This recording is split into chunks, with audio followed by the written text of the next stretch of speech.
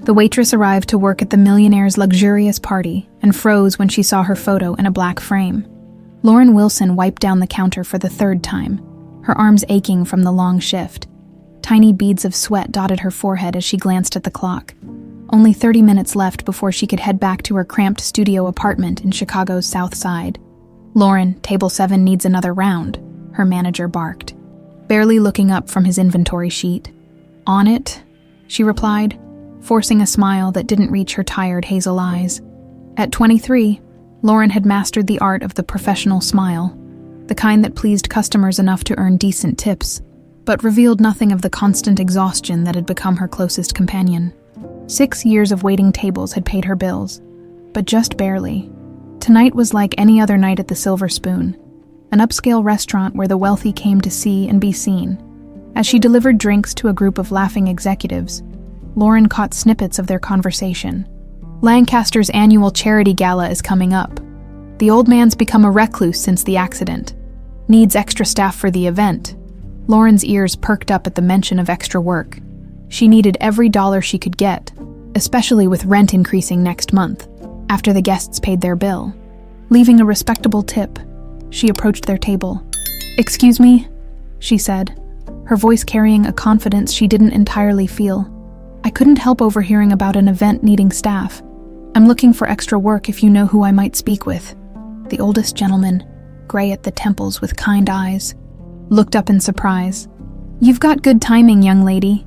I'm Edward Blackwell, Lancaster Enterprises HR Director. We're looking for experienced waitstaff for a charity gala this Saturday at the Lancaster estate. The pay is excellent. Double your usual rate plus bonuses." Lauren's heart raced. "I'd be very interested, sir." "Perfect. Be at this address at 3 p.m. sharp on Saturday for briefing," he said, scribbling on a business card. Dress code is all black, hair up, minimal jewelry. Back in her apartment, Lauren stood before the small mirror hanging on her bathroom door. The cracked glass fragmented her reflection as she practiced her most polished smile. Saturday's gala could mean an entire month's rent in a single night. She opened her worn nightstand drawer and pulled out a small metal box, the only possession she had from her past. Inside lay a faded photograph of herself as a toddler, the only clue to her origins. The Chicago Children's Home had found her abandoned at their doorstep, with nothing but this picture tucked into her blanket. Lauren traced the outline of her younger self. The photo showed a chubby-cheeked child with curious eyes sitting on what looked like expensive furniture, a strange contrast to her current surroundings. She'd spent countless hours wondering about the people who had brought her into this world only to leave her behind. "Maybe in another life, I lived in a place like where I'm going Saturday," she whispered to herself with a sad smile. Saturday arrived with unseasonable warmth for May. Lauren stood before the wrought iron gates of the Lancaster estate in Greenwich, Connecticut, having spent nearly all her savings on the train ticket.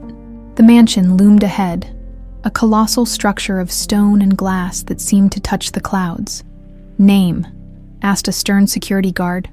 "Lauren Wilson. I'm here for the waitstaff position." After checking his list, he nodded. "Follow the path to the service entrance around back." Lauren walked along the immaculate gardens, taking in the scent of roses and freshly cut grass.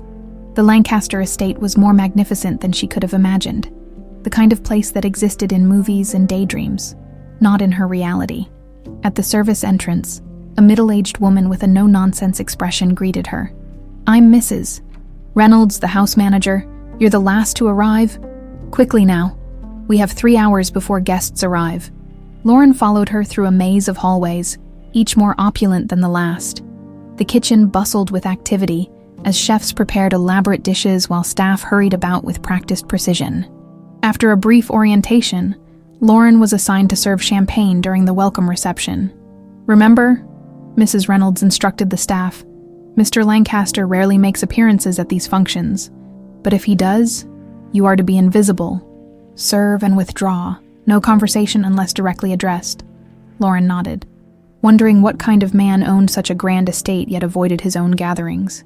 As evening fell, guests began to arrive, men in tailored tuxedos and women dripping in diamonds. Lauren moved efficiently among them, offering champagne with a practiced smile while remaining, as instructed, practically invisible. "More champagne, please," requested an elderly woman in a sapphire gown. As Lauren served her, the woman studied her face. "You have the most familiar features, dear. Have we met before?" "I don't believe so, ma'am," Lauren replied politely. The woman continued to stare. "You remind me of someone." "Those eyes."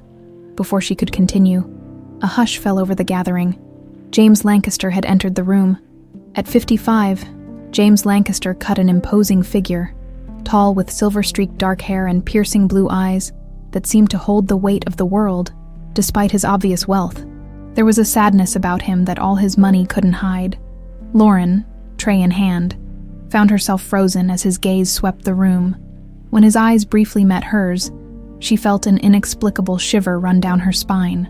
Something about his face seemed vaguely familiar, though she knew they'd never met. As the evening progressed, Lauren was assigned to different areas of the mansion. During a brief break, her curiosity got the better of her, and she wandered down a less crowded hallway, admiring the artwork that adorned the walls. At the end of the corridor hung a large portrait of a beautiful woman with a warm smile. The nameplate read, "Grace Lancaster, 1998. Lauren studied the woman's features, her kind eyes and gentle expression. This must be the wife Mr. Lancaster had lost, according to the whispers she'd overheard from guests. Something about Grace's eyes struck Lauren. They were hauntingly similar to her own. A coincidence. Surely. As she turned to leave, another frame caught her eye.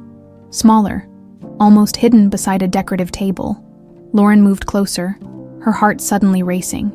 Inside the ornate black frame was a photograph of a small child, perhaps 2 years old, with chubby cheeks and curious hazel eyes.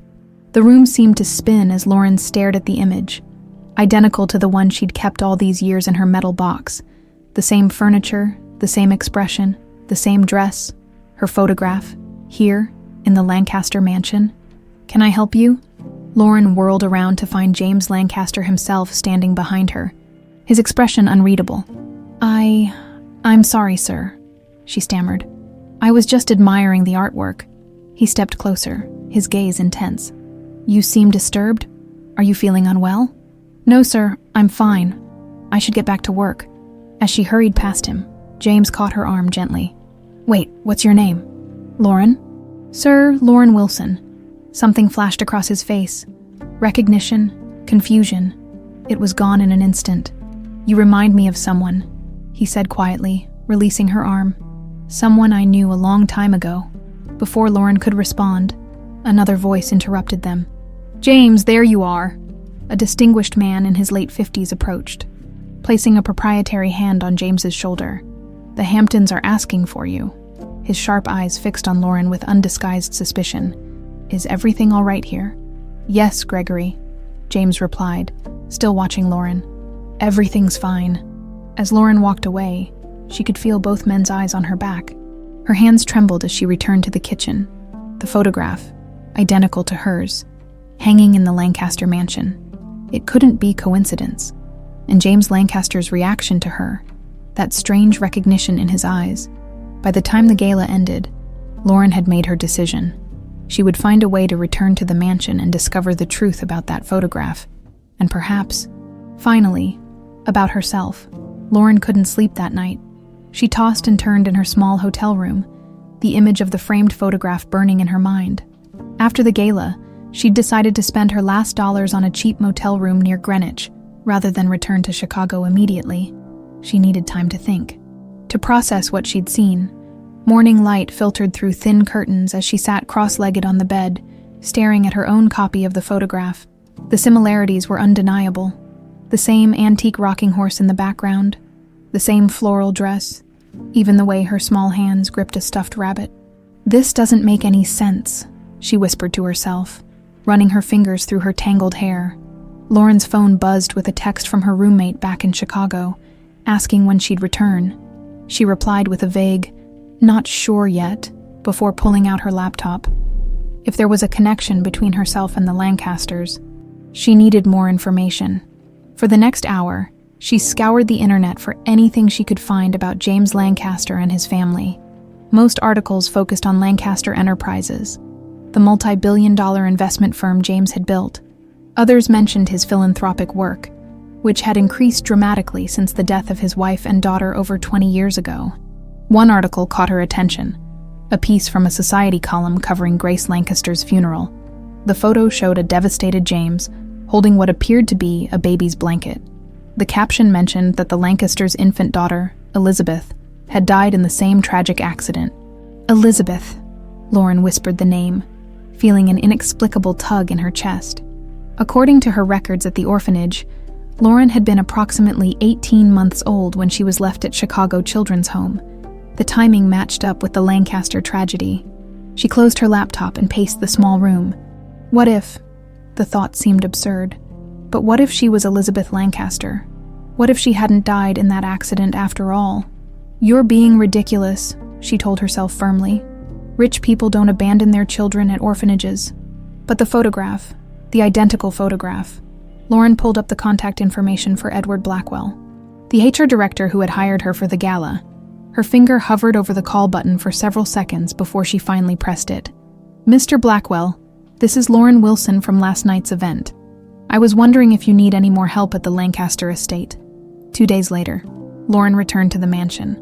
This time as part of the cleaning crew hired to restore the estate to its pristine condition following the gala. Her heart pounded as she passed through the ornate gates once again. "Wilson, you're on the second floor east wing," Mrs. Reynolds instructed, handing her a cart filled with cleaning supplies.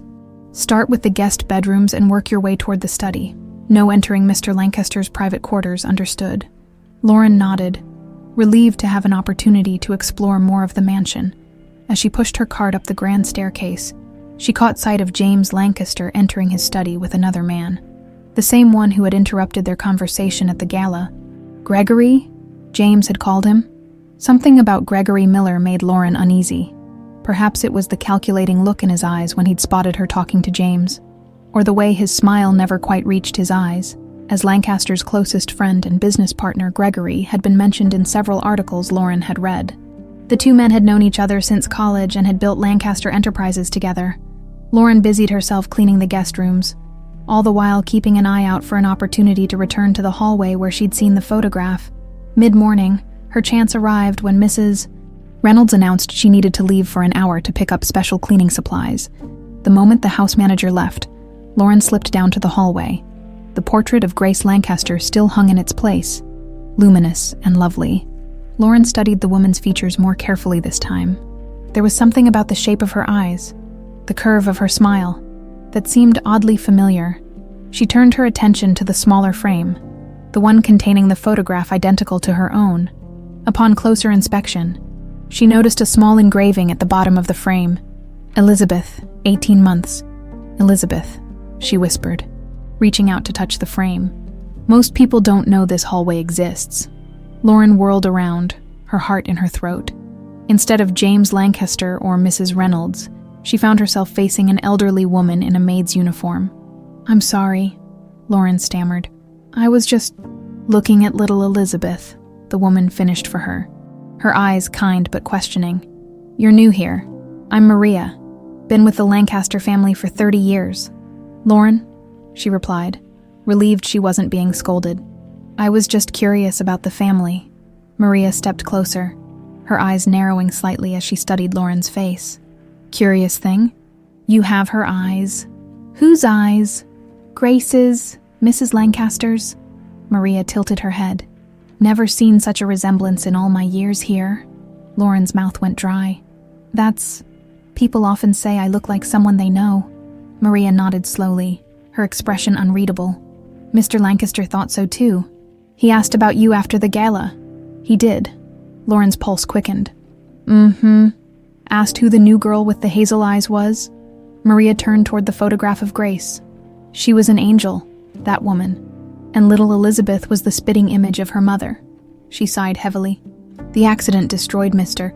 Lancaster? Never been the same since." "What happened?"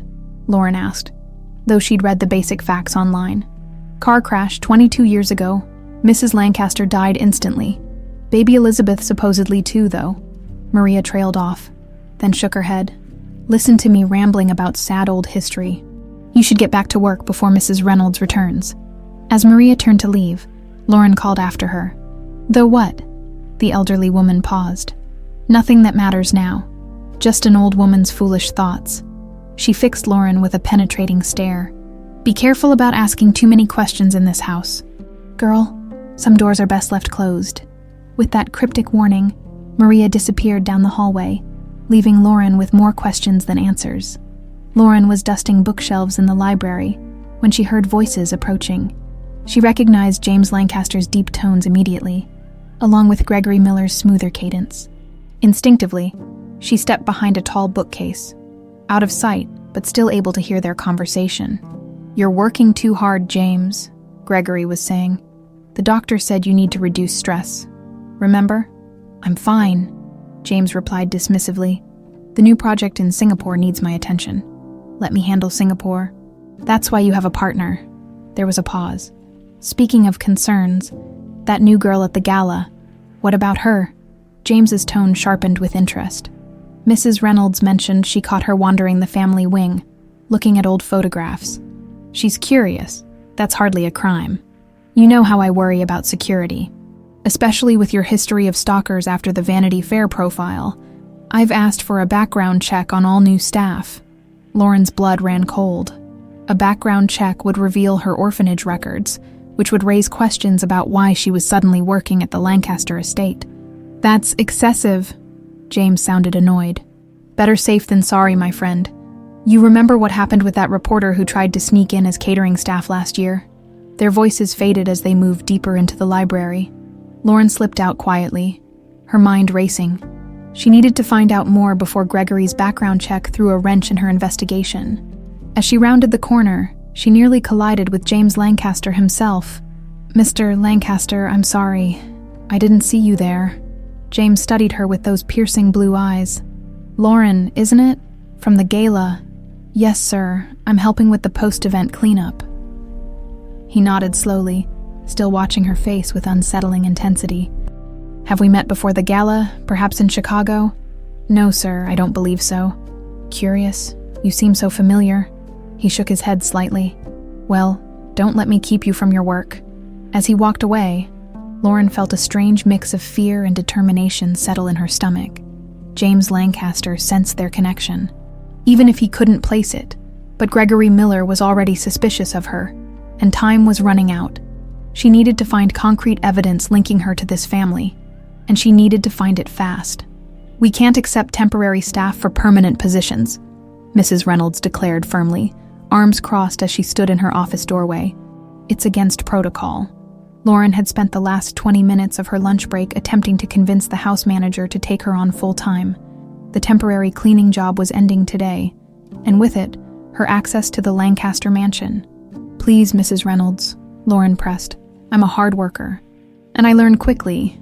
I can start immediately, and you have no references for household work, no experience in a private estate, and no permanent address in Connecticut. Mrs. Reynolds shook her head.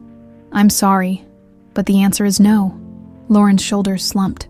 She'd been counting on this job, not just for investigating her possible connection to the Lancasters, but also because she'd spent nearly all her savings on the hotel room. She needed income. As Lauren gathered her things to leave, Maria appeared in the doorway. Mrs. Reynolds, Mr. Lancaster wants to see you in his study. Something about the upcoming dinner party. The house manager sighed. Very well. I'll be there immediately. She turned to Lauren. I'm sorry we couldn't help you. Please make sure you sign out at security. As Mrs. Reynolds hurried away, Maria lingered behind, watching Lauren with those knowing eyes. You're really determined to stay, aren't you? The older woman asked. Lauren nodded. I need the work. Just the work. Maria raised an eyebrow. Not the family photographs you've been studying. Lauren felt her cheeks flush. I've been watching you, child, Maria said, her voice gentle despite her pointed words. The way you look at their pictures, especially at Grace and little Elizabeth. The way you follow Mr. Lancaster with your eyes. You're looking for something. Or someone, Lauren admitted quietly before she could stop herself. Maria's eyes widened slightly. Wait here, she instructed, then disappeared down the hallway. 5 minutes later, she returned with a folded newspaper clipping. Mr. Lancaster wanted someone to oversee the organization of his late wife's personal items. Items currently gathering dust in the East Wing. Lauren looked at the clipping. A job posting for a personal assistant position at the Lancaster estate. This hasn't been published yet, Mrs. Reynolds was going to put it in tomorrow's paper, Maria continued. But perhaps you could apply early today. Why are you helping me? Lauren asked, genuinely puzzled. Maria's weathered face softened. Let's just say I believe some things are meant to be. She squeezed Lauren's hand. If you have questions about this family, there might be a reason for that, but be careful. Not everyone here welcomes questions about the past. To Lauren's astonishment, the impromptu interview with James Lancaster himself went remarkably well. He seemed distracted, asking only perfunctory questions about her experience and qualifications, which she answered with careful half-truths. What captivated his attention was the way she described her organizational methods. You believe objects tell stories. He repeated her words thoughtfully. That personal items hold memories worth preserving. Yes, sir, Lauren nodded. Every possession is a piece of history, a photograph, a letter. Even something as simple as a bookmark can reveal who a person was. James studied her with that same intensity she'd noticed before. My wife felt the same way. She kept everything. Ticket stubs, dried flowers, notes. He trailed off. Lost in memory, when the interview concluded, James offered her the position on the spot, despite Mrs. Reynolds's barely concealed disapproval. But sir, we haven't conducted a proper background check, the house manager protested. Gregory's security team can handle that, James replied dismissively. Miss Wilson can start tomorrow. She'll need accommodations in the staff wing. And just like that, Lauren had not only secured a job at the Lancaster estate, but would be living under the same roof as the man who might be her father. The staff quarters occupied the western portion of the mansion's ground floor. Simple but comfortable rooms with shared bathrooms and a common area. Lauren's room was small but private, with a window overlooking the estate's rose garden. After unpacking her meager belongings, she lay on the narrow bed, staring at the ceiling. She was actually here, inside the Lancaster mansion, with access to the very items that might reveal her true identity. The enormity of it all made her dizzy. A knock on her door pulled her from her thoughts. Maria stood there with a bundle of linens. Thought you might need extra blankets. Gets chilly at night in these old walls. Lauren invited her in, grateful for a friendly face. Thank you for helping me get this job. I don't know why you did it, but I appreciate it. Maria set the blankets down and sat on the edge of the bed. You look so much like her, she said softly. Like Grace. Same eyes. Same way of tilting your head when you're thinking. Lauren's heart quickened. Did you know her well? I was her lady's maid before becoming head of housekeeping. I was there when she brought little Elizabeth home from the hospital. Maria's eyes grew distant. Such a perfect baby, Mr. Lancaster was so proud. What happened to them? Lauren asked. Though she knew the official story, Maria sighed heavily. The accident happened on a rainy night. They were returning from visiting Grace's sister in Boston. The car went off the road near Stamford. She hesitated. But there were unusual circumstances. What do you mean? Before Maria could answer, another knock sounded. Mrs. Reynolds stood in the doorway, her expression stern. Maria, Mr. Miller is asking for the inventory of silver for next week's dinner. And Miss Wilson, your security paperwork needs completion before tomorrow. Her eyes narrowed as she looked between them. Am I interrupting something? Just bringing extra blankets, Maria replied smoothly, standing up. The nights get cold. After both women left, Lauren found herself even more determined to uncover the truth. Maria clearly suspected something about the accident, something she couldn't freely discuss. The following morning, Lauren began her new job organizing Grace Lancaster's personal belongings. The room she'd been assigned to was a small sitting room adjacent to what had once been Grace's bedroom, now sealed off and untouched since her death. Boxes of personal items filled the sitting room. Clothing, books, jewelry, and countless mementos from Grace's life. Lauren worked methodically, categorizing and documenting each item as instructed, but also searching for anything that might connect to her own past. By mid-morning, James Lancaster appeared in the doorway.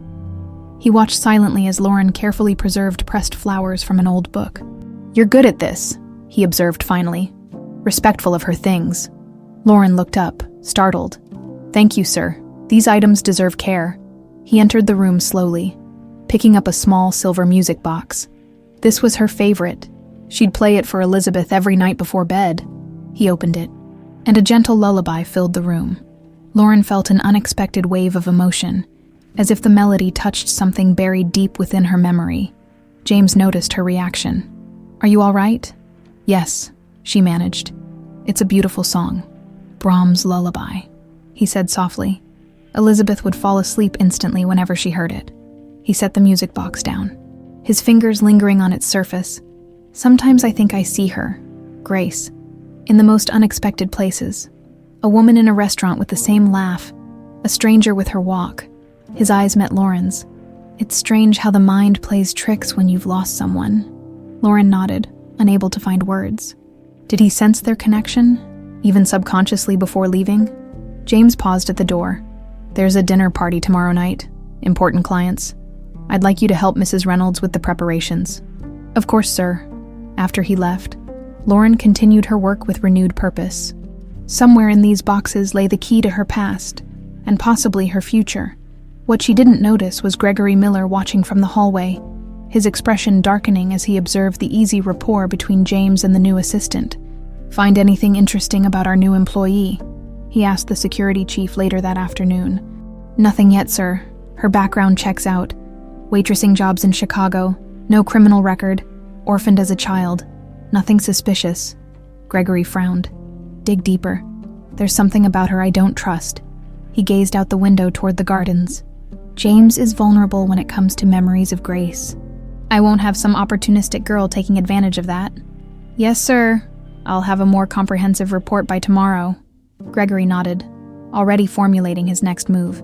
Whoever this Lauren Wilson was, whatever game she was playing, he would make sure she didn't get close enough to James Lancaster to cause any damage. On her third day at the Lancaster mansion, Lauren discovered the diary. She was organizing a box labeled Grace's Books when her fingers brushed against a small leather-bound journal tucked between two hardcover novels. Unlike the other items she'd cataloged so far, this one didn't have a layer of dust.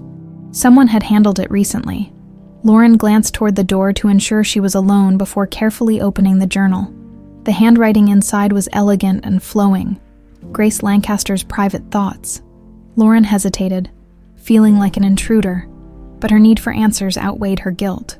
The earliest entries dated back 25 years, shortly after Grace's marriage to James. Lauren skimmed through the pages, learning about the woman whose daughter she might be. Grace wrote about charity events, her love for James, and her dreams for their future. Her words painted a picture of a warm, compassionate woman who saw beauty in everyday moments. Lauren turned the page and froze. There, in Grace's handwriting, dated just over 22 years ago, Elizabeth smiled for the first time today. A real, intentional smile. Not just gas, as James keeps insisting. She has his eyes when she laughs. Though the shape is more like mine, James took a dozen photos, completely besotted with his little princess. I've never seen him so happy. He says she'll have the world at her feet someday, but all I want is for her to be kind and know she's loved beyond measure. Lauren's hands trembled as she read the passage again. This was her mother writing about her. She felt it with absolute certainty. She quickly flipped forward, searching for entries that might explain what happened after the accident. But the diary ended abruptly a week before the crash. The final entry described preparations for their trip to Boston to visit Grace's sister. "What are you doing?" Lauren jumped, snapping the diary shut. Gregory Miller stood in the doorway, his expression unreadable. Lauren hadn't heard him approach. "Cataloging Mrs. Lancaster's books," she replied, slipping the diary onto the shelf beside her. Gregory stepped into the room, his eyes never leaving her face. "James mentioned you're doing excellent work. He seems quite impressed with you." "I'm just doing my job, sir." He picked up a framed photo of Grace from the desk. A beautiful woman in riding clothes, laughing at the camera. Grace was extraordinary, irreplaceable. James never recovered from losing her. His eyes flicked to Lauren. "He's vulnerable where she's concerned." "I understand, Mr. Miller." "Do you?" He set the photo down carefully. "Because it would be unfortunate if someone were to take advantage of that vulnerability." The threat in his voice was unmistakable. Lauren maintained her composure, though her heart pounded against her ribs. I assure you I'm only here to organize Mrs. Lancaster's belongings, as Mr. Lancaster requested. Gregory studied her face for a long moment. Your background check came back clean. Almost too clean. He moved toward the door. Just remember, James Lancaster has people looking out for his best interests. People who've been with him for decades. After he left, Lauren released a shaky breath. She'd made an enemy, though she wasn't sure why Gregory was so suspicious of her. Perhaps he was just being protective of his friend, or perhaps he had secrets of his own he didn't want discovered. He's always been like that, Maria confided later that evening as she and Lauren sat in the staff common room. Mr. Miller keeps a close watch on anyone who gets near Mr. Lancaster, especially women. Why? Lauren asked, sipping her tea. Maria shrugged. Some say he's just protective. Others think he's paranoid. Either way, he's been by Mr. Lancaster's side since before Mrs. Grace died. She lowered her voice. Between us, I never trusted him. The way he looked at Mrs. Grace sometimes. Not right. Looked at her how? Like she was in his way. Maria shook her head. But that's just an old woman's intuition. Probably nothing. Lauren wasn't so sure it was nothing. Maria, earlier you mentioned unusual circumstances about the accident. What did you mean? Maria glanced around the empty room and leaned closer. There were rumors. Nothing concrete. But Mrs. Grace had been nervous those last weeks. Jumpy. She'd get phone calls that would leave her upset. Did she say who they were from? No.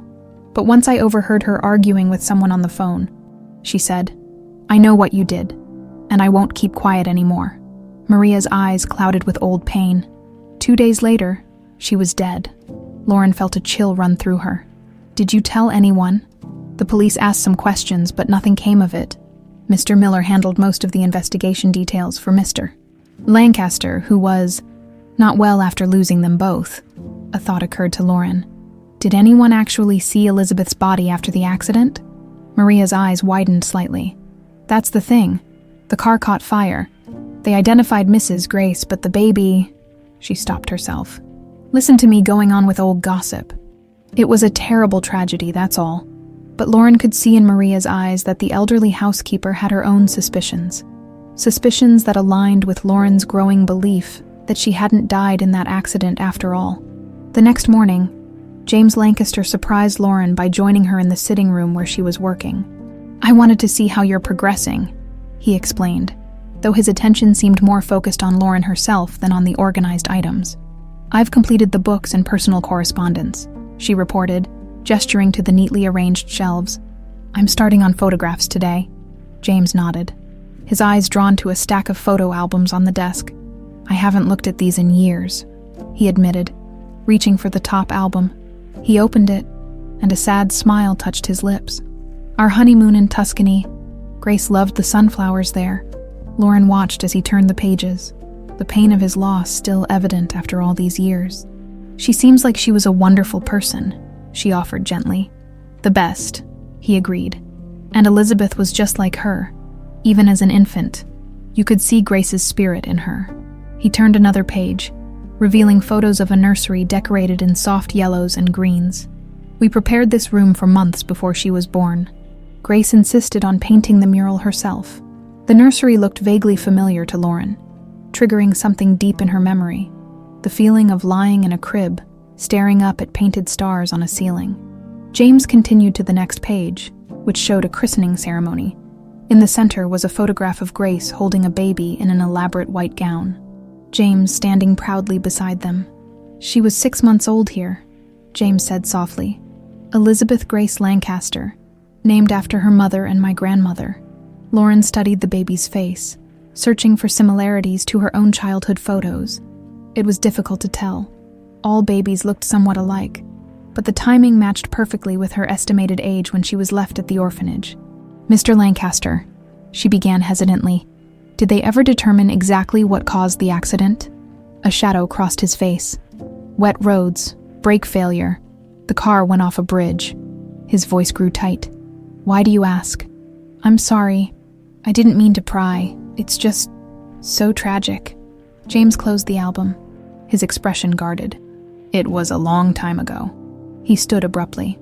I should let you get back to work. As he moved toward the door, Lauren called after him. "Sir, would it be all right if I organize these photos chronologically? It might help preserve the narrative of your family history." "Yes, that's fine." He paused. "You're doing good work here, Lauren. Grace would have appreciated your attention to detail." After James left, Lauren reopened the photo album, studying each image carefully. There had to be more clues here, something that would definitively connect her to the Lancasters. At lunch, Mrs. Reynolds informed the staff that Mr. Lancaster would be dining with Mr. Miller to discuss business matters. "They're in the main dining room," she instructed. "No one is to disturb them."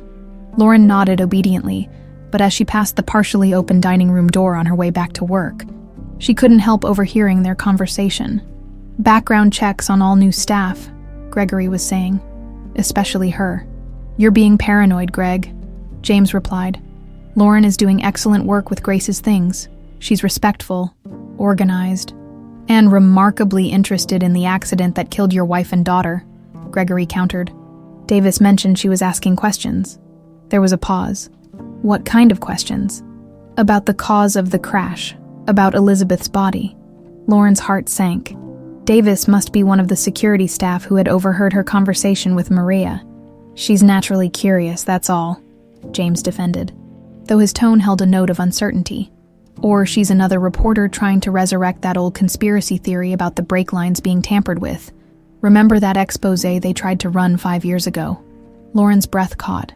Brake lines tampered with, that wasn't an accident. That was murder. "The police investigated thoroughly," James said firmly. "It was an accident, Greg. A horrible, devastating accident. I'm just looking out for you, old friend. I don't want anyone dredging up painful memories for some tabloid paycheck." Unable to risk being caught eavesdropping, Lauren continued down the hallway, her mind racing.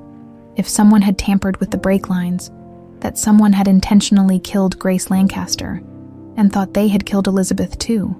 But Elizabeth hadn't died. Somehow, she had survived and ended up at Chicago Children's Home. Lauren was more determined than ever to uncover the full truth, not just about her identity, but about what really happened that rainy night 22 years ago. Lauren woke with a start, heart pounding. Her room was pitch black, except for the digital clock reading 3:17 a.m. Something had jolted her awake, a sound, a presence, but now the room was silent. She reached for the bedside lamp, but her fingers found only empty space. The lamp that had been there when she went to bed was gone. Confused, she swung her legs over the side of the bed and felt cold liquid beneath her bare feet. Water was seeping under her door, already soaking the small rug and creeping toward her bed. Lauren fumbled for her phone, switching on its flashlight. Water was definitely coming in from the hallway, at least an inch deep and rising. She yanked open the door to find the corridor flooded, water gushing from a burst pipe in the ceiling. The staff wing was eerily quiet. Everyone else was either asleep or off duty. Lauren waded through the frigid water toward the maintenance closet where she knew the main water shutoff valve was located. As she reached for the valve, the closet door suddenly slammed shut, nearly crushing her fingers. Lauren jumped back, dropping her phone, which disappeared into the dark water. The narrow hallway was now completely black. "Hello?" she called out, her voice echoing. "Is someone there?" No answer came, but she could sense she wasn't alone. The hair on the back of her neck stood up as she backed away from the closet. A beam of light suddenly cut through the darkness. "What's going on down here?" It was Frank, the night security guard, holding a powerful flashlight. "Miss Wilson, what happened?" "A pipe burst," Lauren explained, relief washing over her. "I was trying to shut off the water when what?" Lauren hesitated. How could she explain her suspicion that someone had deliberately tried to trap her in the closet? When the door slammed shut, must have been a draft. Frank eyed her skeptically but moved past her to the maintenance closet. He twisted the shutoff valve, and the gushing water gradually slowed to a trickle. "Strange," he muttered, examining the pipe. "These were all checked last month. Shouldn't have burst like this." By morning, the incident had been chalked up to the mansion's aging plumbing system. Mrs. Reynolds relocated Lauren to another room while the water damage was repaired. But Lauren couldn't shake the feeling that the burst pipe wasn't an accident, and that whoever closed that closet door had been watching her since she arrived. "You look tired," Maria observed as Lauren sorted through a box of Grace's personal items later that morning. "Didn't sleep well." Lauren glanced around to ensure they were alone. "Maria, has anything strange happened to other staff members here? Accidents, maybe?" The older woman's face grew serious. "What kind of accidents?" Lauren described the flooding and the closet door. It felt deliberate. Maria set down the teacup she was holding. "About 15 years ago, there was a young journalist who got hired as a groundskeeper. He was asking questions about the accident, gathering information for a story." She lowered her voice. "His first week here, a riding lawnmower malfunctioned. Nearly took his leg off. He left the next day. And 5 years ago," Lauren pressed, remembering Gregory's mention of an exposé. "Another reporter, this one posing as a tutor for Mr. Miller's nephew. She was looking into rumors that the brake lines had been tampered with." Maria's eyes clouded. "Poor girl fell down the main staircase. Broke her arm in 3 places. You don't think these were accidents? This house keeps its secrets well." "Child," Maria squeezed Lauren's hand, "be careful where you look. Some doors are better left unopened." Lauren nodded, but inwardly her determination only grew stronger. Someone in this house had gone to great lengths to hide the truth. Not just about the accident, but possibly about her survival and placement in the orphanage. That afternoon, Lauren was organizing files in James Lancaster's study, while he attended meetings in the city. She'd been instructed to sort his personal correspondence, focusing on family matters separate from business. Inside the bottom drawer of his mahogany desk, Lauren discovered a folder labeled simply Memorial. Within it were newspaper clippings about the accident, sympathy cards, and the funeral program for Grace and Elizabeth Lancaster. One item caught her attention: a sealed envelope from Mercy Hospital in Stamford. Lauren carefully opened it to find medical records from the night of the accident. Grace Lancaster had been pronounced dead at the scene, but Elizabeth had been transported to the hospital with severe injuries. Lauren scanned the report, her pulse quickening. According to the document, Elizabeth Lancaster had suffered traumatic injuries but had been stabilized in the emergency room. She was transferred to the pediatric intensive care unit at 11:42 p.m. Yet the death certificate, attached to the back of the report, stated that Elizabeth Lancaster had died of her injuries at 2:17 a.m. Something wasn't right. The detailed medical interventions listed would have been for a living child. If Elizabeth had truly died at the scene, as James believed, there would have been no emergency procedures performed. Lauren carefully photographed the documents with her new phone before returning them exactly as she'd found them. The medical records suggested that she had survived the initial accident. Someone had falsified the death certificate. But who and why? Her thought process was interrupted when the study door opened. James Lancaster entered. His meeting apparently concluded early. "Lauren," he said, surprised, "I didn't expect you to be in here.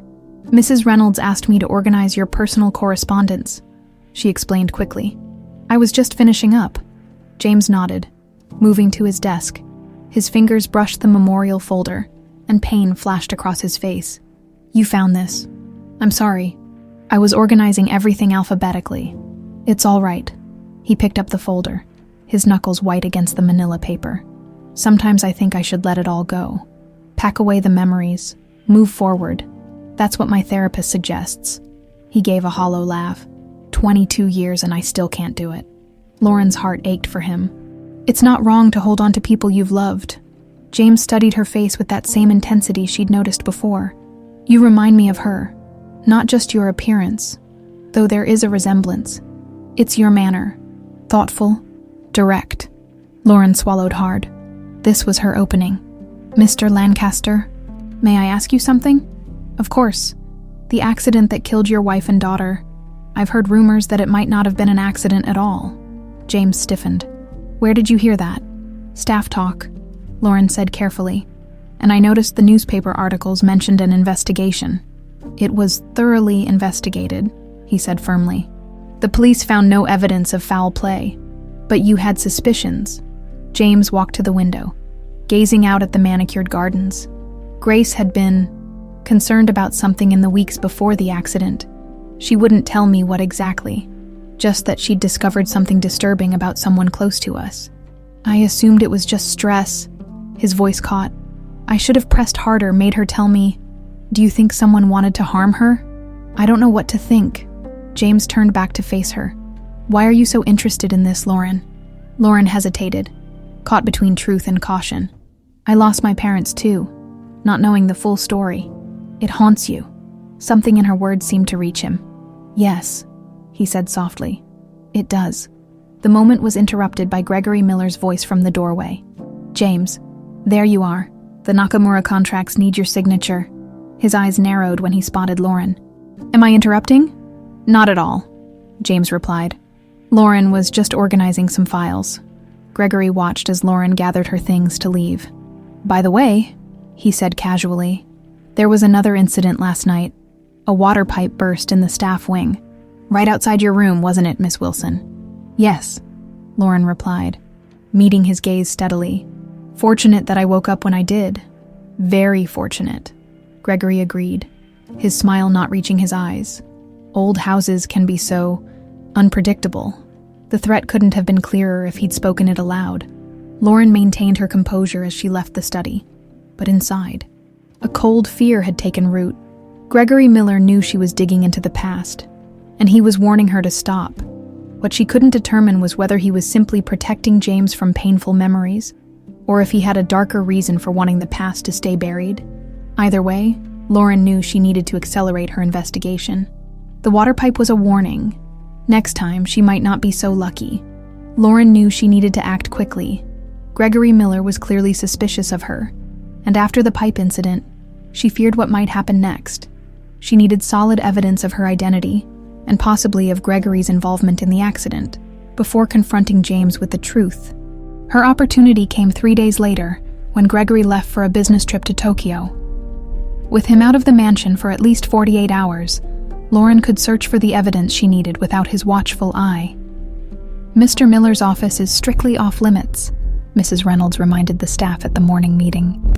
His documents are confidential, and the room will remain locked until his return. Lauren nodded along with the others, already formulating a plan. During her weeks at the mansion, she'd noticed the spare keys hanging in Mrs. Reynolds' office. The house manager was meticulous about labeling everything, including the key to Gregory's private study. Getting the key would be difficult, but not impossible. Lauren just needed the right distraction. She found her opportunity that afternoon when the caterers arrived early for an upcoming charity dinner.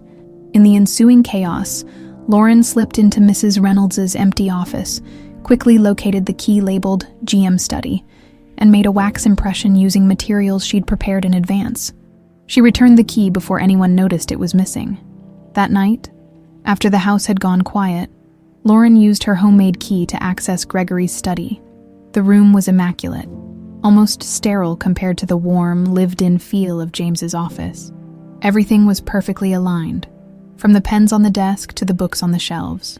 Lauren started with the filing cabinet, carefully searching for anything related to the accident.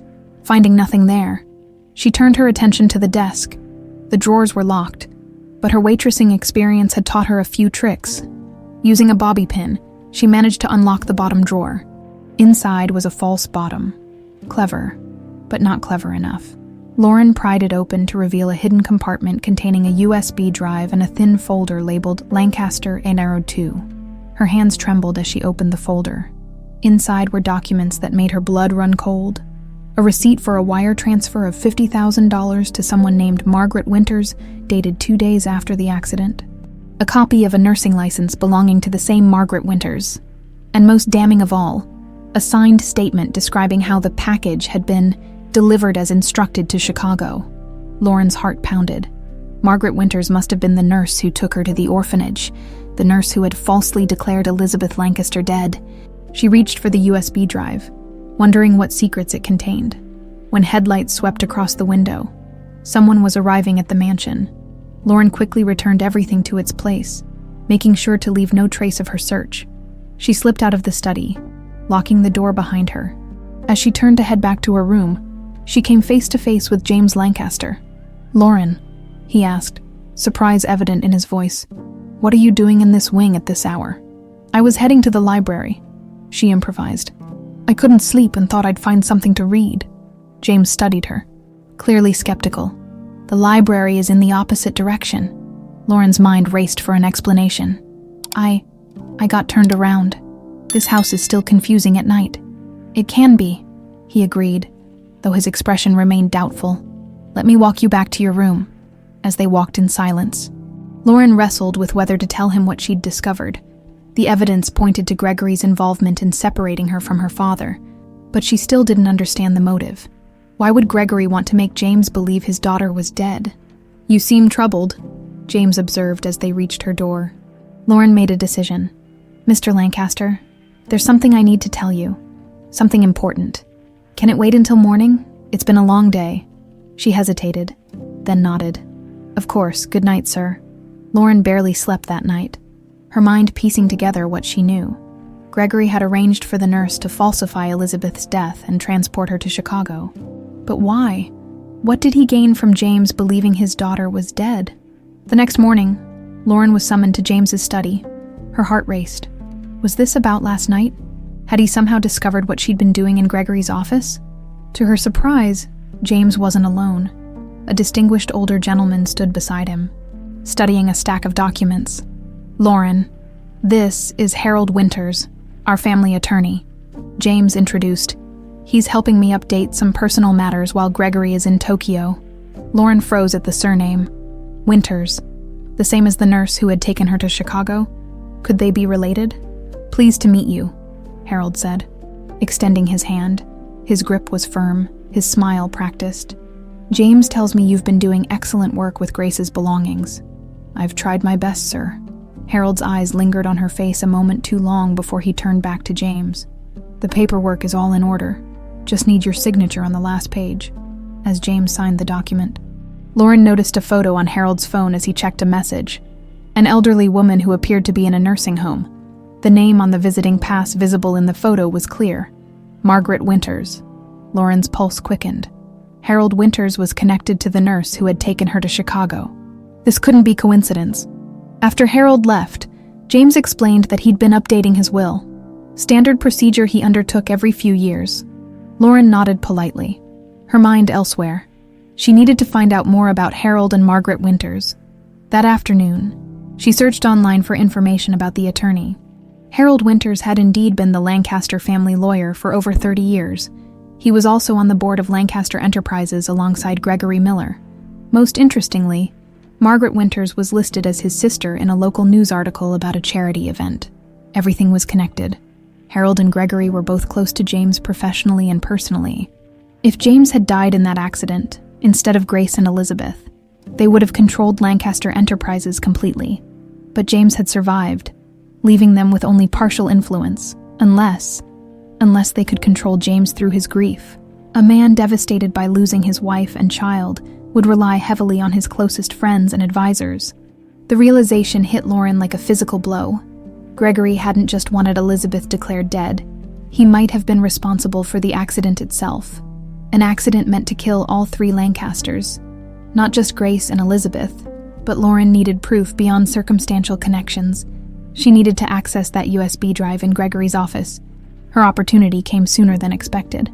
That evening, Mrs. Reynolds informed the staff that James had been called away on urgent business and would return late. "He's meeting with the Tokyo office via video conference from Lancaster Enterprises headquarters downtown," she explained. "He'll be back around midnight." The mansion would be relatively empty, the perfect chance to return to Gregory's office and copy the USB drive's contents. Lauren waited until the night staff was occupied with their duties before slipping back into Gregory's study.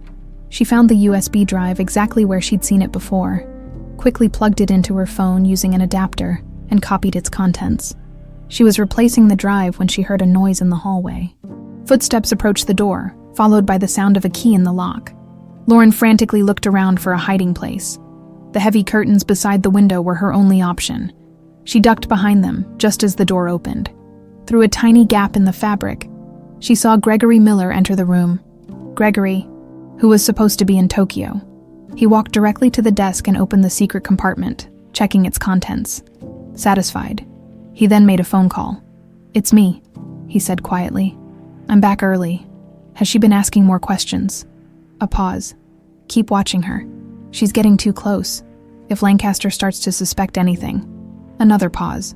"No, not in the house. Too risky. We'll handle it the same way we handled the reporters." He ended the call and left the room, locking the door behind him. Lauren remained frozen behind the curtain, her heart thundering in her chest. Gregory knew she was investigating, and he was planning to handle her. She was in danger, and worse, she was trapped in his office. She waited 20 minutes to ensure he was gone before emerging from her hiding place. Using her replica key, she unlocked the door and slipped back into the hallway, her mind racing with the implications of what she'd discovered. Gregory Miller had returned early from Tokyo because he suspected she was getting close to the truth, and now he was planning to silence her. Permanently. Lauren didn't go back to her room that night. Gregory knew she was investigating, and her room would be the first place he'd look. Instead, she made her way to the mansion's vast library and tucked herself into a hidden alcove behind a section of rarely used encyclopedias. With trembling hands, she connected her phone to the library's power outlet and began examining the contents of Gregory's USB drive. Most files were financial records for Lancaster Enterprises, acquisitions, mergers, stock options, nothing immediately incriminating. Then she found a folder labeled Grace. Inside were surveillance photos of Grace Lancaster taken in the weeks before the accident. Grace at a doctor's appointment. Grace meeting with a man Lauren didn't recognize. Grace looking worried as she made a phone call from a public phone booth. Gregory had been watching James's wife, but why? Another folder contained scanned handwritten notes that appeared to be Grace's diary entries, pages that were missing from the journal Lauren had found earlier. These entries revealed that Grace had discovered financial irregularities in Lancaster Enterprises accounts. Confronted G about the missing funds today. One entry read, "He denied everything, but I saw the guilt in his eyes. $3.2 million doesn't just vanish if he's embezzling from the company." From James, "I have to tell my husband G said I was making dangerous accusations. The way he looked at me. For the first time in all these years, I felt afraid of him." Lauren's breath caught. The next entry was dated just 3 days before the accident. Found proof, offshore accounts in G's name. Transfers dating back 5 years. He's been stealing from the company systematically. J will be devastated. G has been like a brother to him, meeting with Fisher tomorrow to confirm my findings before telling J everything. Sick to my stomach about this. Fisher, that must be the unidentified man in the surveillance photos. Grace had been investigating Gregory's embezzlement and was about to expose him. He'd had a powerful motive to want her silenced. Lauren checked the rest of the USB contents, finding documents and photos about the Chicago children's home where she'd grown up. Gregory had tracked her there, known all along who she was. Dawn was breaking by the time Lauren finished examining the files. She copied everything to her cloud storage account, ensuring the evidence was preserved even if something happened to her phone, or to her. She needed to find James and show him what she'd discovered, but Gregory would be watching. She needed an ally. "Maria, I need your help." Lauren sat in the elderly housekeeper's small private room off the kitchen, having caught her before the morning routine began. "I'm in danger, and I need to speak with Mr. Lancaster privately, away from Mr. Miller." Maria studied Lauren's exhausted face. "You found something, didn't you, about the accident?" "Yes, and about myself." Lauren took a deep breath. "I believe I'm Elizabeth Lancaster. I think I survived the accident, and Gregory arranged to have me declared dead and sent to an orphanage in Chicago." To Lauren's surprise, Maria didn't look shocked. It didn't. "I suspected as much from the moment I saw you," she said quietly. "You have her eyes, Grace's eyes, and the way you tilt your head when you're thinking. Just like her. You knew. I suspected. But suspecting isn't knowing." Maria's eyes filled with tears. "All these years I've carried the doubt." After the accident, they wouldn't let any of the household staff see Elizabeth's body. "Too badly damaged," they said. "But I was there when you were born. I should have been there to say goodbye." Lauren squeezed the older woman's hand. "I need your help to show Mr. Lancaster what I've found. Gregory is back from Tokyo early, and I think he plans to have me handled, like the reporters who got too close to the truth." Maria's expression hardened. "That man has brought nothing but pain to this family. It's time the truth came out." She thought for a moment. "Mr. Lancaster is in his study this morning. I can create a distraction to keep Gregory occupied while you speak with him." "Thank you," Lauren said, grateful to have an ally in the mansion. "Be careful, child. Gregory is dangerous. More dangerous than you know." When Lauren reached James's study, her nerve almost failed her. How do you tell a man that you're the daughter he's thought dead for 22 years, that his closest friend betrayed him in the worst possible way? She knocked softly. "Come in," James called. He looked up from his desk, surprised to see her. "Lauren, is everything all right? You look like you haven't slept." "I haven't, sir."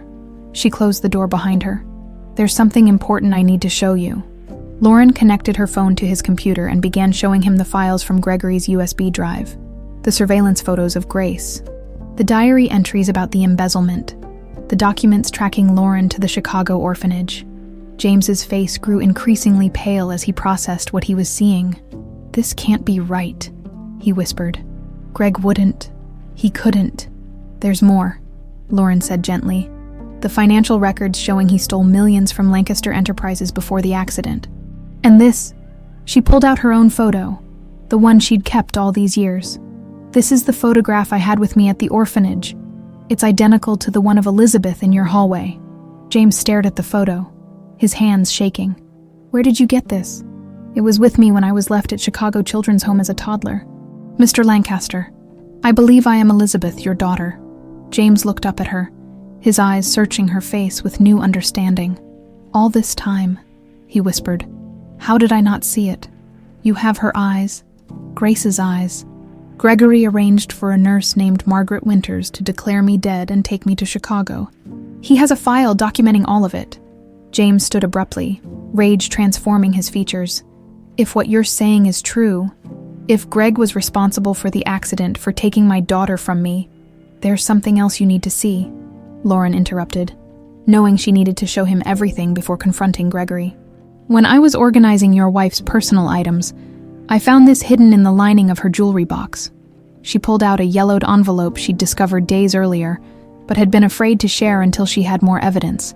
Inside was a letter in Grace's handwriting, dated the day before the accident. "My dearest James, if you're reading this, something has happened to me. I pray I'm being paranoid, but I can't ignore the feeling that I'm in danger. Gregory has been embezzling from the company for years, millions of dollars diverted to offshore accounts. I've gathered proof, which I've given to Robert Fisher at the SEC to hold until I can tell you everything. Gregory knows I've discovered his theft. Yesterday, he threatened me, subtly in that way of his, saying that accidents happen to people who don't mind their own business. I'm frightened, James, not for myself, but for you and Elizabeth. He's not the man you think he is. We're leaving for my sister's tomorrow. When we return, we need to go to the authorities together. Until then, please be careful. Don't trust Gregory, no matter what happens. All my love, always. Grace." James read the letter twice, his face ashen. "She knew," he whispered. "She knew he was dangerous, and she tried to warn me." He looked up at Lauren, his eyes filled with pain and dawning recognition. "And you, all these years, my daughter was alive." He reached out tentatively, his hand trembling as it hovered near Lauren's face, as if afraid she might disappear. "Elizabeth." The door burst open before Lauren could respond. Gregory Miller stood in the doorway, his expression cold as he took in the scene before him. "James," he said smoothly, "I see you've been talking with Miss Wilson, or should I say, Elizabeth." His eyes flicked to the computer screen displaying his private files, then to the letter in James's hand. "I had hoped to handle this situation more discreetly. Is it true?" James demanded, his voice raw with emotion. "Did you steal from the company? Did you arrange the accident that killed Grace and separated me from my daughter?" Gregory's face remained impassive. "You're upset, James. You're not thinking clearly. Why don't we discuss this privately? Answer me," James roared, slamming his fist on the desk. A dangerous smile spread across Gregory's face. "Always so emotional, James. That's why I've had to clean up your messes all these years." He glanced at Lauren. "Yes, Grace discovered my financial arrangements. She was going to ruin everything we built. So you killed her," Lauren said, her voice steadier than she felt. "I removed an obstacle," Gregory corrected coldly. "The plan was for all three of you to die in that accident. James surviving was unfortunate, but watching him grieve, depend on me completely while I ran the company. That worked out well enough." "And me?" Lauren asked. "Why separate me from my father? A living heir complicated things. especially one who might eventually remember what happened that night. His hand moved to his jacket pocket. Unfortunately, it seems the past refuses to stay buried. James moved protectively in front of Lauren. You won't hurt her again. Oh, James, Gregory sighed, pulling a small pistol from his pocket. After all these years, you still don't understand. I always get what I want. The tension in James Lancaster's study was suffocating. Gregory stood in the doorway, pistol pointed casually at James and Lauren, as though this were a minor business disagreement rather than a deadly confrontation, decades in the making. Put the gun down, Greg, James said, his voice remarkably steady. We can talk about this. Gregory laughed, a cold, hollow sound. Talk. Now you want to talk? After your daughter has exposed everything. I'm afraid we're well beyond talking, old friend. Lauren's mind raced. The study had only one exit. Currently blocked by an armed man, the windows overlooked a 3-story drop to the stone terrace below. They were trapped. What exactly is your plan here? James asked, subtly positioning himself between Gregory and Lauren. Shoot us both in your own home. That seems sloppy for a man who arranged such an elaborate accident 22 years ago. Gregory tilted his head, acknowledging the point. Times change. I've learned that sometimes directness is more efficient than elegance. A knock at the door interrupted the standoff. Mr. Lancaster, Mrs. Reynolds called from the hallway. You have an urgent call from Singapore. Gregory motioned with the gun for them to remain silent. Tell them I'll call back, James shouted, his eyes never leaving Gregory's face. It's the Nakamura merger, sir. They say it can't wait. Gregory considered for a moment. Tell them he'll be right there. He called in a perfect imitation of James's tone. He's just finishing something important. Very good. Mr. Miller, Mrs. Reynolds replied, and they heard her footsteps retreating down the hall. She knows you're in here, James observed. A minor complication. Gregory shrugged. Now, both of you are going to walk very calmly to the garage. We're taking a drive. Lauren knew what that meant. If they left the mansion with Gregory, they wouldn't be coming back. I sent copies of everything to the police, she bluffed, hoping to buy time. All the evidence, Grace's letter, everything. If anything happens to us, they'll know it was you.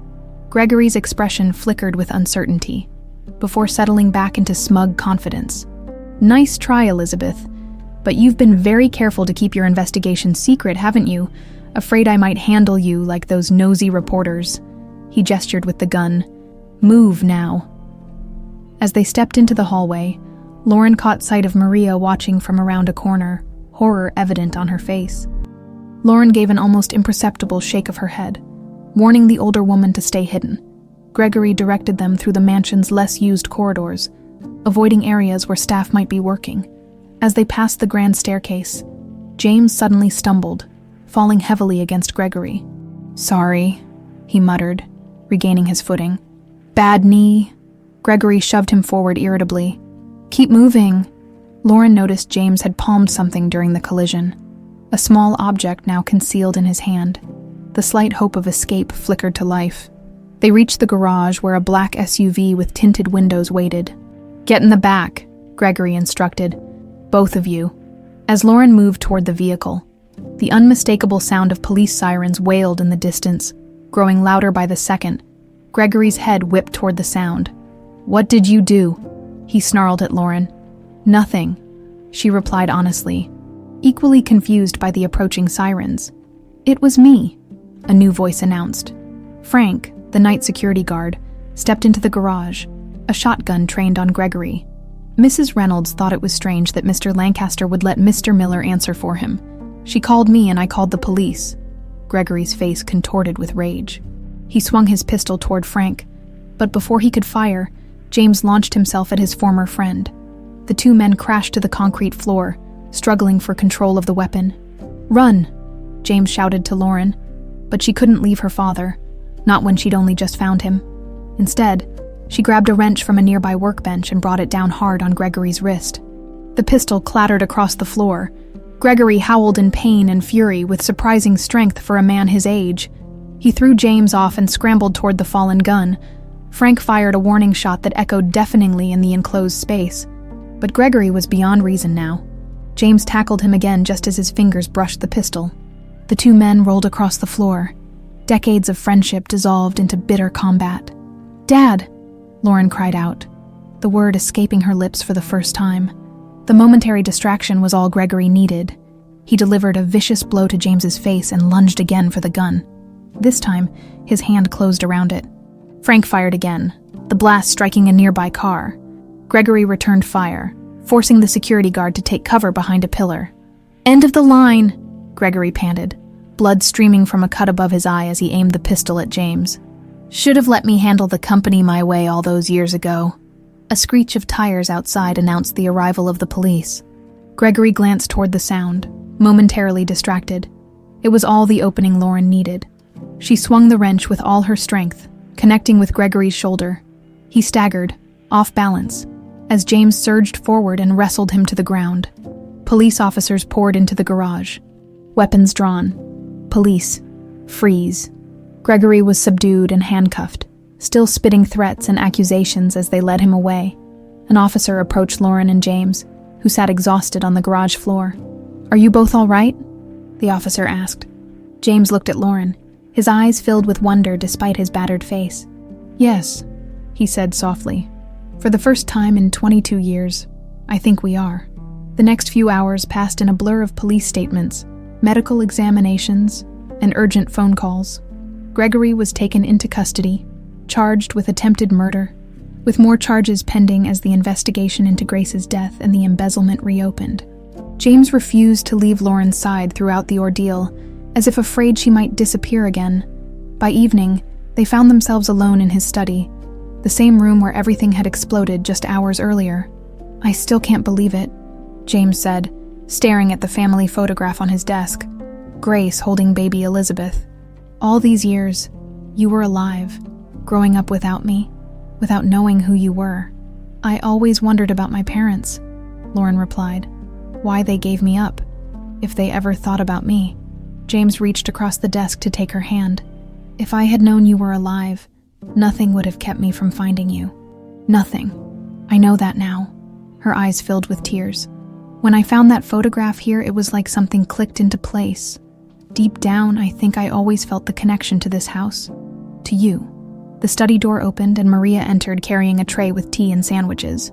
"You both need to eat something," she insisted, her own eyes red from crying. "Such a day we've had." "Maria," James said warmly, "you should join us, if not for you and Mrs. Reynolds noticing something was wrong." The older woman smiled tearfully. "I always had my suspicions about that accident. The way Mr. Miller took control afterward, the way he kept people from asking questions." She looked at Lauren. "But when you arrived, looking so much like your mother, I knew the truth would come out somehow. There's still so much I don't understand," Lauren admitted. "How did I survive the crash? Who took me to Chicago?" James sighed heavily. "The police found Margaret Winters at a nursing home in Vermont. She's agreed to tell everything she knows in exchange for immunity." He shook his head in disbelief. Gregory had been planning this for months, the exact route Grace would take, the tampered brake lines, a nurse on his payroll waiting at the hospital. But why didn't he just... Lauren couldn't finish the thought. "Kill you at the hospital." James's face darkened. According to Detective Ramirez, Gregory wanted to avoid suspicion. A miraculous survivor who later died of complications raised fewer questions than a murder victim. But then he changed his mind and had me taken to Chicago instead. James nodded. It seems Harold Winters convinced him that was safer. No body that might later be exhumed. No autopsy records that might contradict the official story. Just a child disappearing into the foster system halfway across the country. The weight of how meticulously their lives had been manipulated settled over them. Gregory and Harold had orchestrated not just a murder, but the complete dismantling of a family, all for money and power. "Tomorrow will be difficult," James warned. "The press will get hold of this story, and they'll want interviews, photographs. Your life is about to change dramatically." Lauren hadn't considered the media attention their story would generate. "I don't care about any of that," she said firmly. "All that matters is that we found each other. We can face whatever comes next together." James's eyes shone with tears and determination. "Together," he agreed. "No one will ever separate us again." Outside the study window, Thunder rumbled as storm clouds gathered over Greenwich. A fitting end to a day that had seen decades of carefully constructed lies finally wash away, revealing the truth that had been buried beneath them all along. Lauren stood by the window of what had once been Grace Lancaster's dressing room, now hastily converted into her temporary bedroom. The media frenzy outside the estate's gates had grown exponentially over the past 24 hours. News vans lined the street, reporters desperate for a glimpse of the heiress returned from the dead. As the New York Post had dramatically dubbed her, DNA results had confirmed what they already knew. Lauren Wilson was indeed Elizabeth Lancaster. The scientific validation had triggered a tsunami of press coverage, with outlets from around the world clamoring for exclusive interviews. "You shouldn't stand so close to the window," James advised, entering the room with a stack of newspapers. "They have telephoto lenses." Lauren stepped back, drawing the curtains. "Sorry, still adjusting to the idea that people care where I stand." James placed the newspapers on a side table, his expression grim. "The media is having a field day. Gregory's arrest, your miraculous return, the corporate embezzlement scandal. It's a perfect storm of sensationalism. Have you read them? Only the headlines. That's more than enough." He gestured to the top newspaper, which blared, "Lancaster heir found. Decades-long deception exposed." Lauren sat on the edge of the bed, suddenly overwhelmed. "I never imagined it would be like this. I just wanted to know where I came from." James sat beside her, his movements still hesitant, as if he couldn't quite believe she was real. "We could leave. Go to the house in Montana until this dies down. We can't run away," Lauren replied firmly. "Gregory's preliminary hearing is tomorrow. We need to be there." James nodded, though worry lined his face. "The security team will create a plan to get us in and out with minimal exposure to the press. Harold's arraignment is scheduled for next week. The prosecutor thinks both will face multiple charges. Conspiracy. Murder, kidnapping, embezzlement." He shook his head in disbelief. "My closest friend and my family's attorney? I trusted them completely." The pain in his voice was palpable. Gregory's betrayal had shaken James to his core, making him question every relationship in his life. "Not everyone betrayed you," Lauren reminded him gently.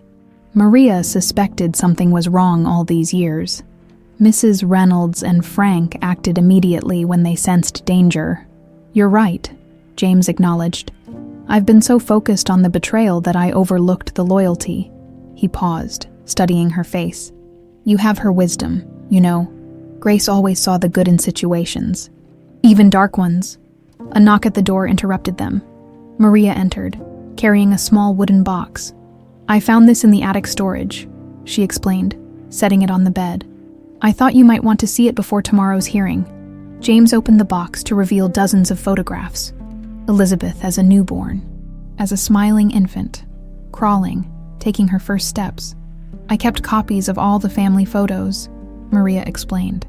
"After the accident, Mr. Miller ordered all pictures of Elizabeth removed from the house. Said it was too painful for you, Mr. Lancaster, but I couldn't bear to throw them away." Lauren picked up a photo of herself at about 18 months, close to the age she'd been when taken to the orphanage. She was sitting on Grace's lap, both of them laughing at the camera. "I have no memory of her," Lauren said softly. "Of either of you. My earliest memories are from the children's home. Margaret Winters gave a full statement to the police this morning," James said. "She confessed to falsifying your death certificate and transporting you to Chicago. She claims she didn't know Gregory had orchestrated the accident. She thought she was just helping cover up the embezzlement by removing an heir who might inherit control of the company someday." "Do you believe her?" Lauren asked. James sighed heavily. "I don't know what to believe anymore. The woman helped steal my child. Whether she knew about the murder plot or not seems almost irrelevant." Maria squeezed Lauren's shoulder. "The detectives also found something interesting in Harold's lake house. Documentation of payments to the director of the Chicago Children's Home back then. It seems he was paid to ensure you were never adopted. To keep you in the system." Lauren felt her chest tighten. All those years wishing for a family, watching other children leave with their new parents, never understanding why no one wanted her. It had all been by design. "Gregory was thorough," James said bitterly. "He thought of everything." "Not everything," Lauren countered. "He didn't count on me finding my way back here." The following morning dawned gray and rainy, Fitting weather for Gregory Miller's preliminary hearing. James had arranged for a private security team to escort them to the courthouse, bypassing the media encampment at the main gates by using a rarely used service entrance. Lauren stood in front of the mirror, dressed in a conservative navy suit that Mrs. Reynolds had helped her select. Her reflection showed a woman transformed, not just by the expensive clothes or the professionally styled hair, but by the knowledge of who she truly was. No longer Lauren Wilson, orphaned waitress, Elizabeth Grace Lancaster, daughter of James and Grace, rightful heir to the Lancaster fortune and legacy. The name still felt foreign on her tongue. She'd been Lauren for as long as she could remember. Would she ever feel like Elizabeth? "Ready?" James asked from the doorway, looking distinguished despite the strain of recent days. "As ready as I'll ever be." They traveled in a bulletproof SUV with tinted windows, part of a 3-vehicle convoy designed to confuse the press. Detective Ramirez, who had been assigned to lead the investigation, rode with them. Gregory's attorneys pushed hard for bail, Ramirez informed them. But the judge denied it, given the severity of the charges and his resources to flee. "What about Harold?" Lauren asked. "Singing like a canary, he's offering testimony against Gregory in exchange for leniency." Ramirez shook his head. "Turns out your father's attorney has kept meticulous records of everything for over 2 decades. Insurance. He called it honor among thieves," James commented dryly as they approached the courthouse. Lauren's anxiety mounted. This would be her first public appearance as Elizabeth Lancaster. More importantly, it would be the first time she'd face Gregory since he'd held them at gunpoint. The convoy pulled into the courthouse's secure underground garage, where more officers waited to escort them inside. The building had been cleared of press, but Lauren could hear the clamor of reporters and camera crews gathered at the entrance above. Inside the courtroom, they were directed to seats behind the prosecutor's table. The room was eerily quiet, with only essential personnel present, a stark contrast to the circus outside. "He'll be brought in through that door," Ramirez explained, pointing to a side entrance. "Try not to react, no matter what he says or does." Lauren nodded, her throat dry. James reached over and squeezed her hand reassuringly. "All rise for the Honorable Judge Carlisle," the bailiff announced. Everyone stood as the judge entered and took her seat. Moments later, the side door opened, and Gregory Miller was led in, wearing an orange jumpsuit and handcuffs. Despite his circumstances, he carried himself with the same arrogant confidence Lauren had observed at the mansion. His eyes swept the courtroom, landing on James and Lauren with unsettling intensity. A small, knowing smile played at his lips, as if he still held secrets they hadn't discovered. The charges were read: first-degree murder, attempted murder, kidnapping, criminal conspiracy, grand theft, securities fraud. Gregory pleaded not guilty to all counts, his voice clear and unwavering.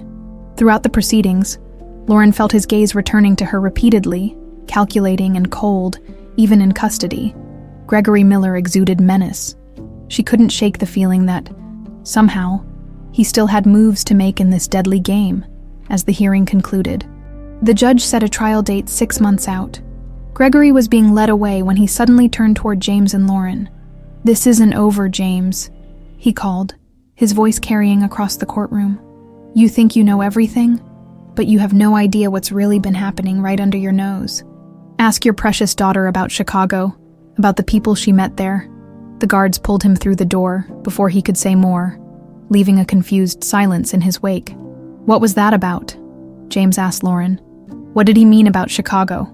Lauren shook her head, genuinely puzzled. "I don't know. I waited tables, lived in a small apartment with a roommate. There's nothing mysterious about my time there." Detective Ramirez frowned. "Classic manipulation. He's trying to create doubt, drive a wedge between you two." "He's desperate," the prosecutor agreed, joining their conversation. "The evidence against him is overwhelming." But as they left the courthouse through the secure exit, Lauren couldn't shake a growing sense of unease. Gregory's parting words seemed too specific to be a random attempt at distraction. Was there something about her life in Chicago that connected to this tangled web of deceit? Something she hadn't discovered yet. The rain had intensified, drumming on the roof of the SUV as they pulled away from the courthouse. Lauren stared out at the gray landscape, unable to escape the feeling that despite all they had uncovered, they were still missing something crucial. Whatever it was, She knew with absolute certainty that tomorrow night's charity gala at the Lancaster mansion, her official introduction to society as Elizabeth Lancaster, would be far more than a simple coming-out party. It would be a reckoning. The Lancaster mansion glowed like a beacon against the night sky. Hundreds of tiny lights illuminated the gardens, creating a magical atmosphere for the annual charity gala, an event that had taken on extraordinary significance this year. Tonight wasn't just a fundraiser. It was Elizabeth Lancaster's official introduction to society. Lauren, now publicly acknowledged as Elizabeth, stood in her mother's former dressing room, studying her reflection in the full-length mirror. The elegant emerald gown complemented her eyes, which everyone now remarked were exactly like Grace's. Her dark hair had been styled in loose waves, falling softly around her shoulders. "You look beautiful," James said from the doorway. "Exactly like her." Elizabeth turned, still adjusting to her new identity. "I'm nervous," she admitted. "All those people down there, expecting. I don't know what they're expecting." "They're expecting Grace Lancaster's daughter," James replied simply. "And that's exactly who you are," he approached, holding a velvet jewelry box. "I wanted you to have this tonight." Inside lay a stunning diamond and emerald necklace. "It was your mother's," James explained. "She wore it to our first charity gala after we were married," as he fastened it around her neck. Elizabeth felt the weight of legacy settling upon her shoulders. In a matter of weeks, she had gone from anonymous waitress to heiress of one of America's most prominent fortunes. The transformation was dizzying. "What if I disappoint them?" she whispered. "What if I disappoint you?" James turned her gently to face him. "You could never disappoint me. You're my miracle, Elizabeth. The daughter I thought I'd lost forever." His eyes grew serious. "If this is too much, too soon, we can cancel. The world can wait." She shook her head. "No, we need to do this. I'm ready." But even as she spoke the words, Gregory Miller's cryptic comment at the courthouse lingered in her mind. "Ask your precious daughter about Chicago, about the people she met there." What had he meant? The grand ballroom was filled to capacity with New York's elite. Business leaders, politicians, celebrities, all eager to witness the Lancaster reunion firsthand. Conversations hushed as James and Elizabeth appeared at the top of the marble staircase. "Ladies and gentlemen," the announcer's voice rang out, "Mr. James Lancaster and his daughter, Miss Elizabeth Lancaster." A collective gasp rippled through the crowd, followed by thunderous applause as they descended the staircase. Elizabeth felt hundreds of eyes examining her, looking for traces of grace in her features. Assessing whether she was worthy of the Lancaster name, James squeezed her hand reassuringly. "Just breathe," he whispered. "You're doing wonderfully." For the next hour, they moved through the crowd together, accepting congratulations and fielding polite questions. Elizabeth was grateful for Maria's crash course in remembering names and affiliations of key Lancaster associates. The elderly housekeeper had positioned herself discreetly near the refreshment table, occasionally catching Elizabeth's eye with an encouraging nod. "Miss Lancaster, what an extraordinary story," gushed a silver-haired woman in designer couture. "To think you were working as a waitress all these years. How dreadfully common." Elizabeth smiled politely. "It taught me the value of hard work and self-reliance, Mrs. Winthrop. Values I believe the Lancaster family has always prioritized." James beamed with pride at her diplomatic response. She was a natural, poised, gracious, and subtly commanding respect without arrogance. As the evening progressed, Elizabeth excused herself for a moment of solitude in the library. The constant scrutiny was exhausting, and she needed a brief respite. She was examining the family photos now prominently displayed on the mantel when she heard the door open behind her. Quite the spectacle. "Isn't it?" The voice was unfamiliar, with a slight Midwestern accent. Elizabeth turned to find a distinguished man in his 60s, observing her with keen interest. "I don't believe we've been introduced," she said carefully. "Robert Fisher, Securities and Exchange Commission." He extended his hand. "Your mother reached out to me just before her death. I've been waiting a very long time to meet you, Miss Lancaster." Elizabeth's pulse quickened. Fisher, the man mentioned in Grace's letter, the one she'd given evidence of Gregory's embezzlement to before the accident. "Mr. Fisher, we should speak privately," he interrupted, glancing toward the door. "Is there somewhere more secure?" Elizabeth led him to James's study, sending a text to her father to join them immediately. As they entered the wood-paneled room, Fisher's demeanor became more serious. "I was devastated when I heard about the accident," he explained. "Your mother had contacted me with concerns about financial irregularities at Lancaster Enterprises. We were scheduled to meet the day after she died." He removed a flash drive from his pocket. "She sent me these files the night before the accident. I've kept them all these years, waiting for the right moment." "Why didn't you come forward sooner?" Elizabeth asked. "I tried. I contacted your father repeatedly in the weeks after the funeral, but his associate, Gregory Miller," Elizabeth supplied. "Yes, Miller said your father was too distraught to discuss business matters and would handle all communications. When I persisted, I found myself under investigation for unrelated matters. A clear warning to back off." The study door opened, and James entered, his expression questioning. "Dad, this is Robert Fisher from the SEC. He knew Mom." Fisher quickly explained the situation, showing them the flash drive. "This contains evidence not just of Gregory's embezzlement, but of something much bigger. Your mother had discovered that Miller was using Lancaster Enterprises as a front for money laundering, cleaning cash for some very dangerous people in Chicago. Elizabeth felt a chill run down her spine, Gregory's courtroom taunt suddenly making sense. "The Chicago connection," she whispered. Fisher nodded. "Miller's associates there would have been monitoring you all these years, making sure you never discovered your true identity or made your way back to your father." James's face darkened with fury. "Are you saying organized crime was involved in my wife's death, in the kidnapping of my daughter? I'm saying Gregory Miller had powerful partners who would have gone to any length to protect their operation. The Chicago Children's Home where Elizabeth was placed wasn't chosen randomly. It was controlled by these same individuals." The pieces fell into place with sickening clarity. The orphanage director who had been paid to keep Lauren from being adopted, the strange accidents that had plagued her life whenever she'd tried to research her origins, even her roommate in Chicago, who had mysteriously disappeared after Lauren mentioned finding a job at the Lancaster estate.